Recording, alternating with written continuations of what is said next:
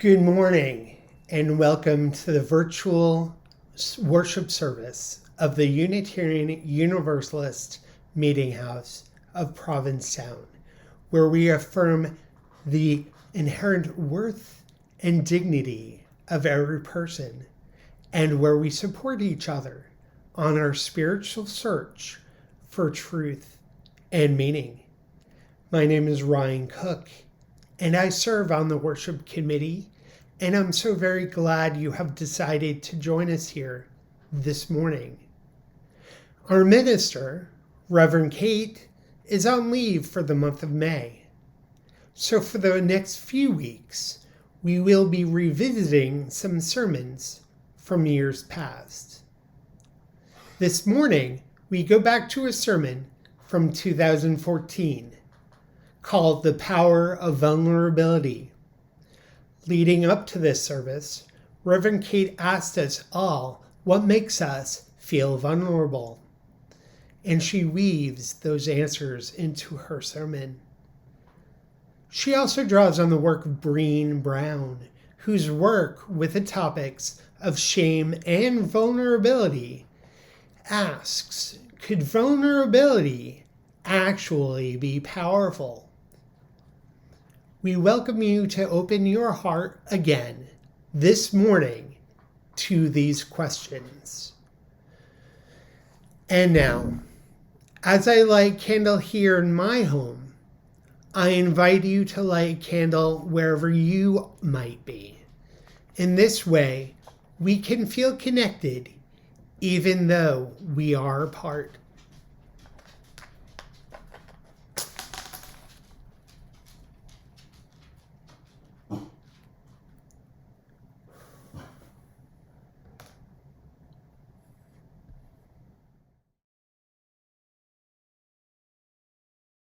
Please join with me as we affirm our covenant. Love is the spirit of this meeting house. And this is our great covenant, to dwell together in peace, to seek the truth in love, and to help one another. We give thanks for open things, clams feeding on the ocean floor, flower petals unfurling in the sun, best friends telling long-held secrets, church doors propped wide with bricks, hearts willing to break in order to love. We give thanks for open things. Our meditation this morning is by Susan McGinn. Breathe with me. You who feel sorrows calling across the oceans, calling across the room, echoing in the spacious cavern of your chest. Breathe with me. You who wake with the sun, carrying a restlessness to make justice and do mercy. Breathe with me. You who walk humbly, accepting that your gifts for the world will be made by you.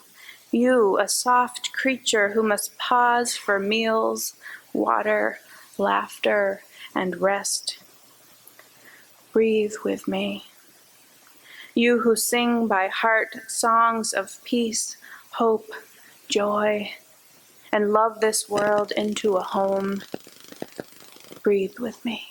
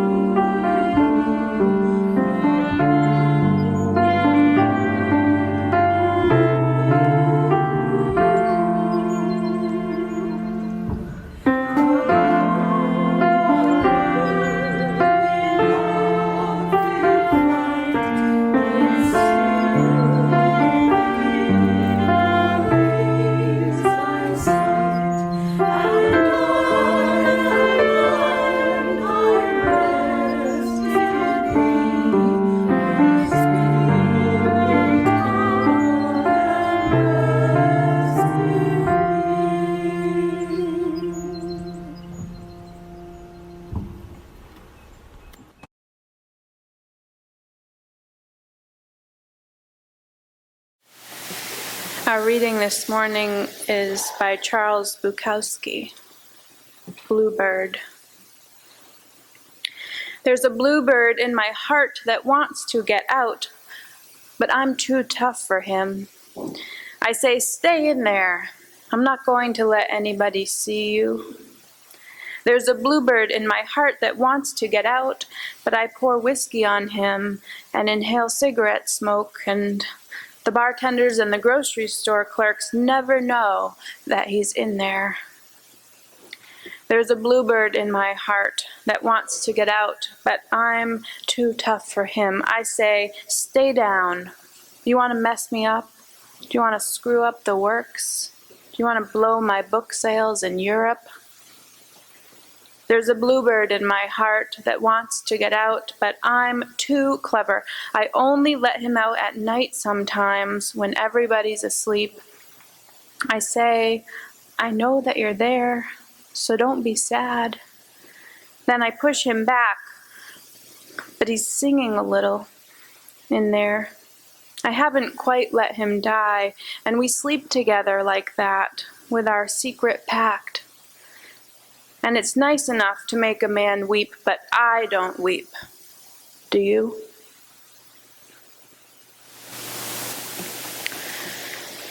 Vulnerable. What makes you feel vulnerable? I put this question out there this week, and people from all parts of my life responded. Waiting for surgery, you said. My daughter close to death. Singing. Trusting in group therapy. In deep water, suddenly feeling I might drown because I'm not as young and strong as I once was. My daughter attempting suicide, you said. My son going to prison. Falling in love. Searching for a job, admitting my faults to others, every time my children leave the house. Talking about what is close to my heart, you said. Taking on a challenge, opening my heart and showing more of who I am to others. Starting a new job, will I be good enough? Will they like me? Not wearing shoes, you said. Walking into a room full of strangers. Being critically ill. When loved ones are sick. Reaching out to new friends. Weathering storms in a sailboat. Losing parents to Alzheimer's. Feeling I'm on my own, you said. Believing in humiliation. Is vulnerability ever a good thing? I asked you. Yes, you said, sometimes. Facing illness, a community rallied around you. Asking for help deepened your relationships. Acknowledging death made you appreciate this moment, here, now. Your own vulnerability reminds you of what it feels like to take a risk and to let yourself be vulnerable. And that has made you a better caregiver because your clients go through this every time they walk through your door. So vulnerability builds empathy. When you have allowed yourself to be emotionally vulnerable, it has helped other people to lower their defenses too, and moved you into a better and deeper place in your relationships. Vulnerability allows you creative expression. Now, the dictionary says vulnerable means capable of being physically or emotionally wounded, open to attack or damage. Those are the official definitions. But they are not a complete definition. As your responses prove to me, there needs to be something more to it. Something like open to the world in an authentic way, or able to connect deeply without protective walls.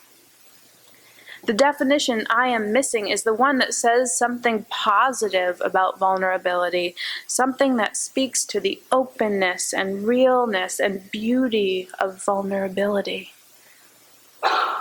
Storyteller and researcher Brené Brown says, vulnerability sounds like truth and feels like courage. Truth and courage aren't always comfortable, but they're never weakness. And it gets better. Vulnerability, she says, is the birthplace of love, belonging, joy, courage, empathy, accountability, and authenticity. If we want greater clarity in our purpose or deeper and more meaningful spiritual lives, vulnerability is the path. She calls this positive side of the word the power of vulnerability. Maybe some of you have seen or heard her TED Talk with that title, The Power of Vulnerability. I watched that this week and also read 2 of her books. I used up all of my sticky notes, flagging quotations and pages of insight. And I watched and rewatched her speech. I watched it again this morning before I came. I must not be the only one it resonated with, because Brené Brown's TED Talk on the power of vulnerability has been watched more than 5 million times, and it has been translated into 38 languages. The irony here is that Brené Brown herself has never watched it. It makes her feel vulnerable. Being seen and watched makes her feel open and exposed. I can relate to her sense of vulnerability a bit because, well, I get up here every week. Thank goodness there are not 5 million of you. But you have also felt this. The vulnerability of sharing something of yourself, something deeply held, something personal, and not knowing or being able to control how it will be received. I didn't get the sense that Brené Brown wishes she hadn't given that talk, or that 5 million of us hadn't watched it. The connection she has made with the world is real and beautiful, powerful, and also overwhelming. When I put out the call for stories of vulnerability, an old roommate of mine wrote to me to remind me of a memory we share.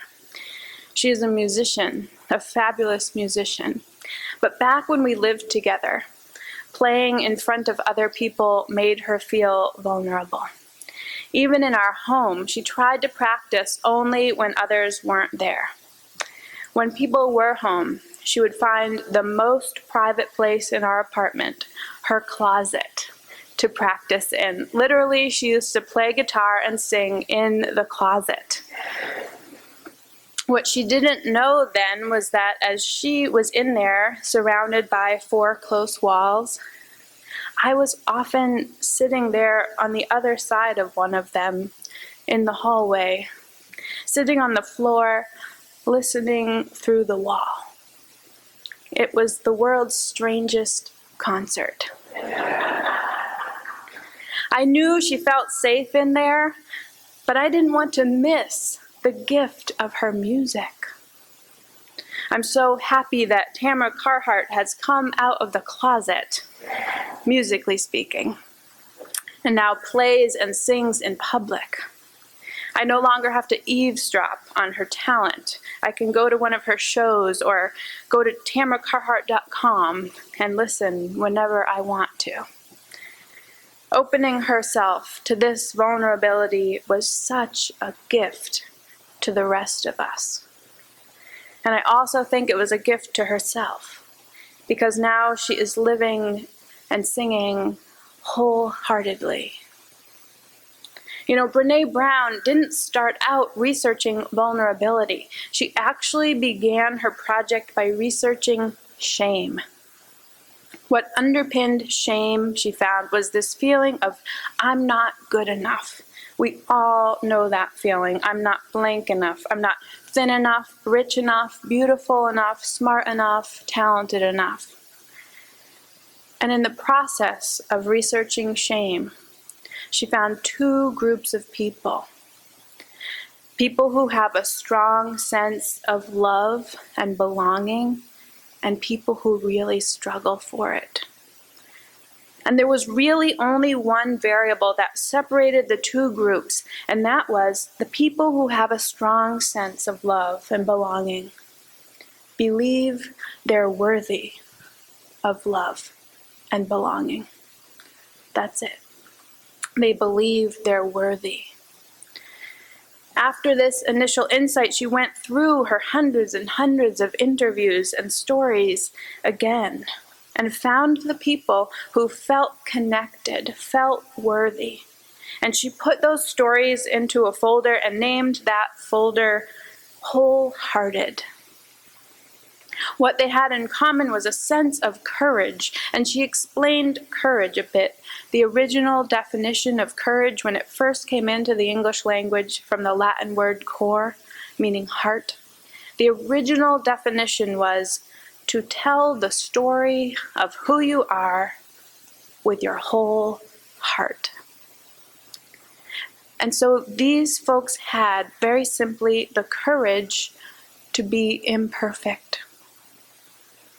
As a result of authenticity, they were willing to let go of who they thought they should be in order to be who they were. The other thing that they had in common was they fully embraced vulnerability. They believed that what made them vulnerable made them beautiful. They didn't talk about vulnerability being comfortable, but they didn't talk about it being excruciating either, which she had heard a lot of in the shame interviewing.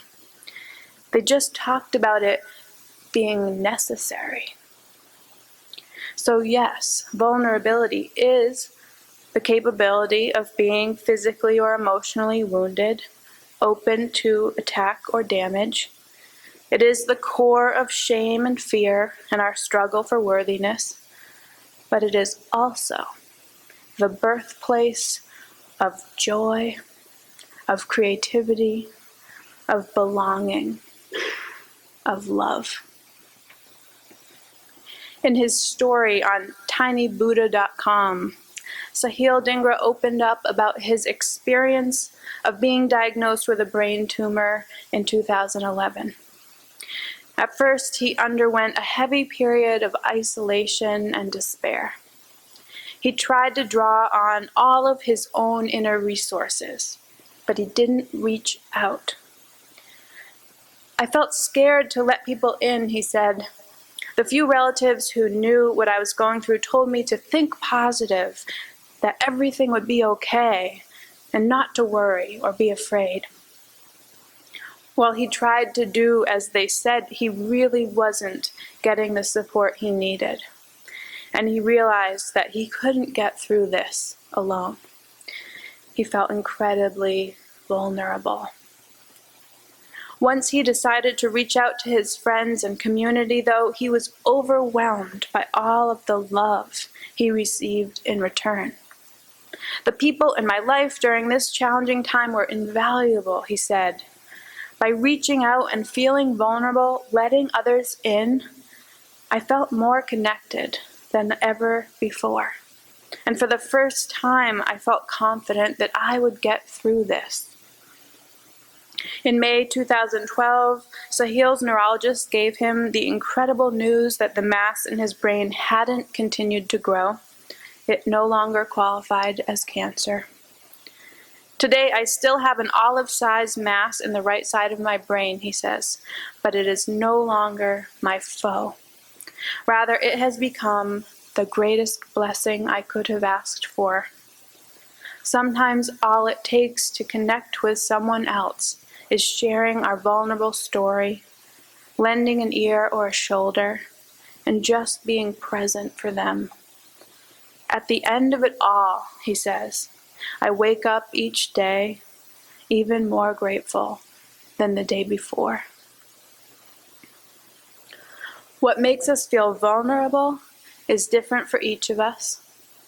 Illness, speaking up, being quiet, performing what other people think of us, being in crowds, being honest with ourselves, solitude, being far from family, being in a relationship, being alone for the first time in years, being the center of attention, the fear that we are invisible. But the unexpected gifts of vulnerability are many as well.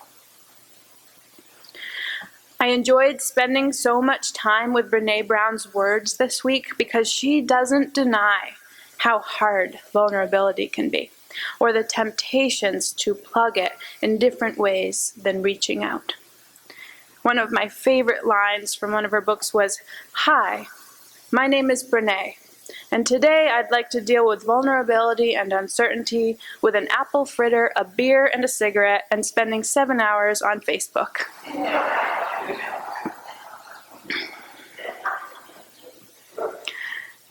But she also knows that these escapes are all part of our protective shell that we've been building. In writing about vulnerability for this morning, the image of a hermit crab kept coming to mind. Now, a hermit crab lives in a protective shell, not vulnerable. He can stick his head out and his funny little legs, and he can scamper across the ocean floor. But when he sees danger, or when he wants to go to sleep, he can pop back inside and be safe. That shell is rock hard, and it's nice and cozy in there. And we are like that. Over the years, we've all built up our protective shells, places and ways of being that are comfortable for us. We pop our heads out, of course, and take little walks, little risks. But as soon as we feel vulnerable, we snap back inside, back to what we know. Our comforts of the shell, old habits and people like us, and playing to our strengths. And this works for the hermit crab, and it works for us. It's not a bad thing. It's kind of brilliant, actually. But eventually, the hermit crab grows a little, and hopefully so do we. And so now the shell, that protective shell, begins to feel a bit snug. Rather than being comfortable, it begins to feel constrictive, limiting, kind of like a closet. And there are only two options. One is to stay in that shell, to not grow anymore, and to live pressed up against the edges of our environment. And the other is to seek out a larger shell. Some of us have our eyes on that larger existence. We've spotted one that we would like to inhabit. We want to apply for that dream job.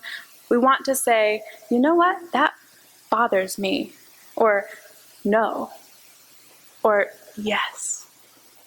We want to try being alone with our thoughts and see what comes up. We want to tend to old wounds. We want to share our art. We want to be in relationship with people who are not like us. We want to say, I love you. Many of us know which shell we want to explore, or at least have an inkling. But to get to it, we have to leave our small shell. To move to a larger shell, we hermit crabs need to leave the safety of where we are now, become vulnerable, momentarily be without a shell, open, exposed, raw. And vulnerability is not just about going outside of your shell, it's about letting others in, letting others see and know and love the real you with all of your faults and weaknesses, as well as your gifts and strengths. It is the scary and wonderful feeling of being truly known with no secrets to create distance Authentic vulnerability isn't about letting everyone in. It's about recognizing that it is healing and freeing and beautiful to let a few people all the way in. Our stories are not meant for everyone, says Brene.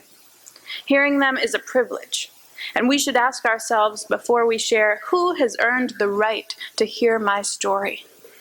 If we have one or two people in our lives who can sit with us and hold space for our shame stories and love us for our strengths and struggles, we are incredibly lucky.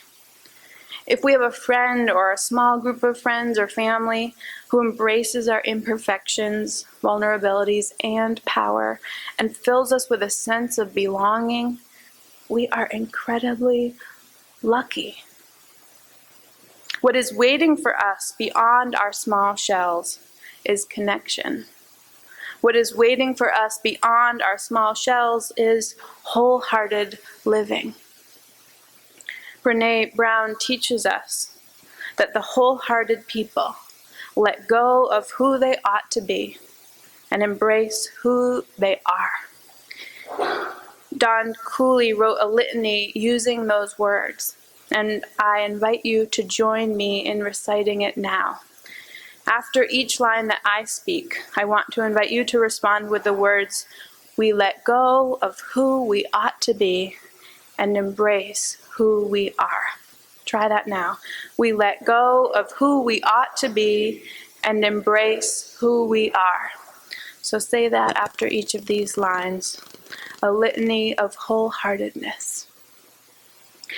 Because there have been times when shame has crushed our ability to be wholehearted, we let go of who we ought to be and embrace who we are.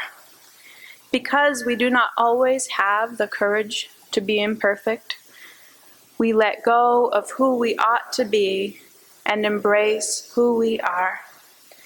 Because we sometimes struggle to have compassion for ourselves or others, we let go of who we ought to be and embrace who we are. Because we have been afraid of our own vulnerability, we let go of who we ought to be and embrace who we are. Because we are sometimes too scared to live authentically, we let go of who we ought to be and embrace who we are.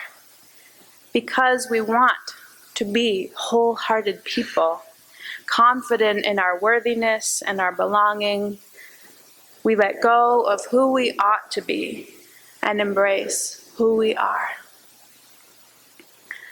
Two last sticky notes from Brené's books.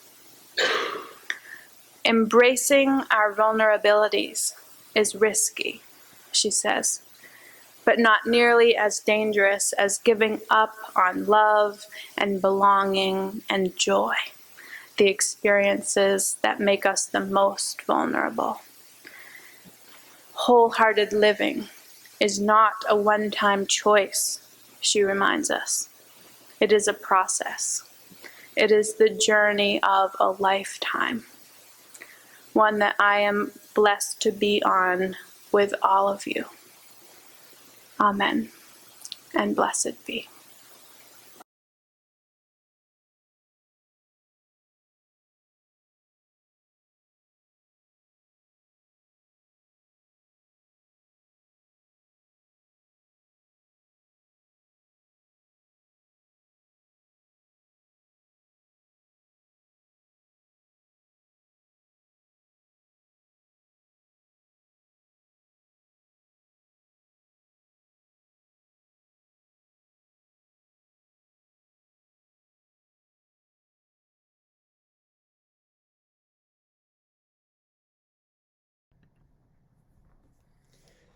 Good morning, and welcome to the virtual worship service of the Unitarian Universalist Meeting House of Provincetown, where we affirm the inherent worth and dignity of every person, and where we support each other on our spiritual search for truth and meaning.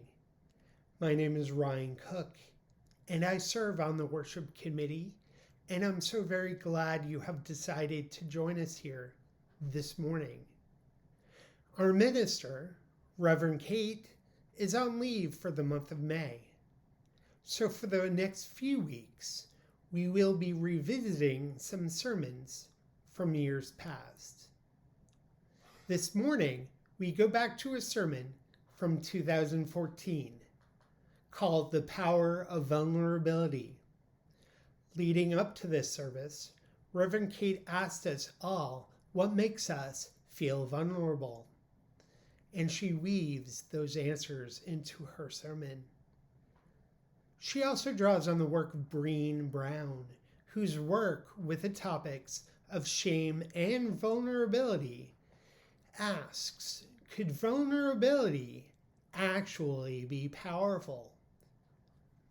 We welcome you to open your heart again this morning to these questions. And now, as I light candle here in my home, I invite you to light a candle wherever you might be. In this way, we can feel connected even though we are apart